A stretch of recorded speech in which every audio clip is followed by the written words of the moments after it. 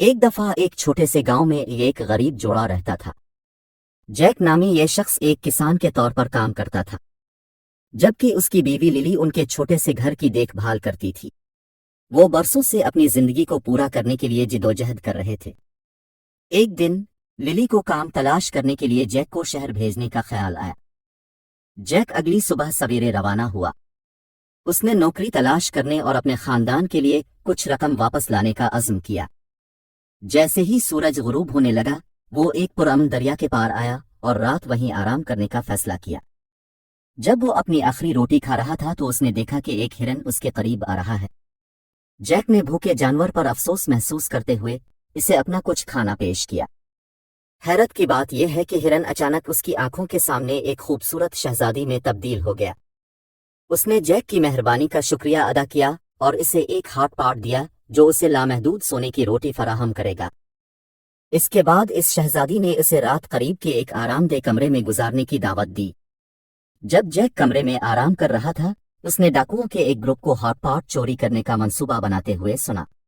وہ جانتا تھا کہ اسے ہر قیمت پر اس ہاٹ پاٹ کی حفاظت کرنی ہے، کیونکہ اب یہ اس کی دولت کا واحد ذریعہ تھا۔ اگلی صبح جیسے ہی ڈاکوؤں نے اس پر حملہ کرنے کی کوشش کی، شہزادی نمودار ہوئی اور انہیں بھگانے کے لیے اپنی جادوئی طاقتوں کا استعمال کیا۔ اس کے بعد شہزادی نے جیک کو ہاٹ پاٹ کے گرد چھڑکنے کے لیے ایک خاص مسالہ دیا، اس بات کو یقینی بناتے ہوئے کہ کوئی بھی اسے دوبارہ چوری نہ کر سکے۔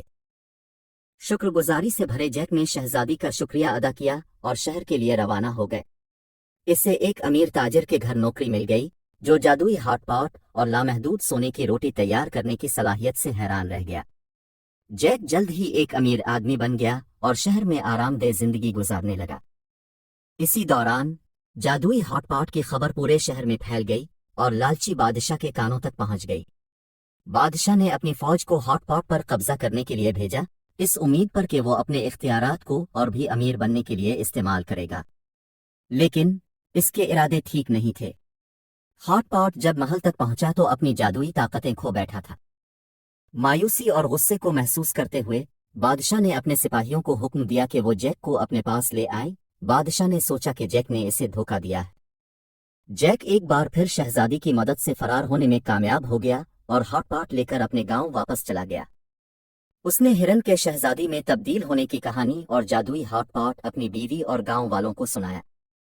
خوف اور حیرت سے بھرے ہوئے گاؤں والوں نے محسوس کیا کہ اصل خزانہ ہاٹ پاٹ نہیں تھا، بلکہ جیک اور للی کی مہربانی اور سخاوت تھی۔